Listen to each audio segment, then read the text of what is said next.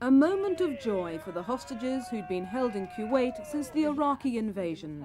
But for many, the smiles and tears of elation have turned into despair. Marine consultant Ron Barker was kept a virtual prisoner in his Kuwaiti home when the Iraqi army invaded on August the 2nd last year. It was a harrowing time. We had a visit on the 20th of October by two gentlemen, armed and wearing Iraqi uniforms, who promptly commenced to handcuff me to a chair, and my wife, who is a diabetic and has a heart condition, immediately started to puff, so they let me loose long enough to provide her with her oxygen mask and her trolley, and they then took her for the next 4.5 hours and trundled her around with me handcuffed to a chair with my hands behind my back so that I literally couldn't move. Coming back to this country after 30 years abroad, his life has taken a dramatic downturn. The mental strain of his ordeal in Kuwait is now coupled with desolation.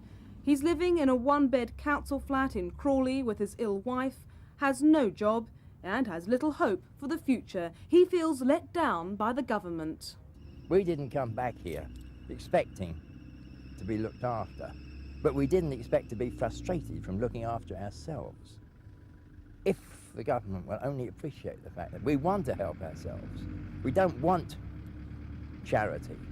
For Chef James Ewer, trapped in Kuwait during the occupation, life too has been hard since he returned on board a plane on October the 23rd last year. Very frustrating. You know, you fill in application forms, you're looking for jobs in the paper. I've got agents in London who are looking, but there just is no work. There just is no work. So, you know, if there's no work, you can't do nothing about it. These are typical examples thrown up by a new report which urges the government to do more to help people with post-human shield trauma. They need mental and stress counselling in the same way that people who are involved in train crashes get mental stress counselling. The people that were involved in a crisis for 6 months, that were in hiding or held against their will for 6 months, have had no debriefing or counselling at all. For the former hostages then, the success of the Allied forces' win in the Gulf hasn't been a victory for them.